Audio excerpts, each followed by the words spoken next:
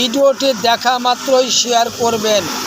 ভারত বাংলাদেশের নিকটে কৌশলগত অবস্থায় হেরে যেয়ে ভারত নতুন কৌশল শুরু করেছে। তা জাল টাকা ছাপিয়ে বাংলাদেশে ঢুকিয়ে দেওয়া হচ্ছে। 2 লক্ষ কোটি টাকা জাল টাকা বাংলাদেশে প্রবেশ করাচ্ছে। আপনারা সাবধান।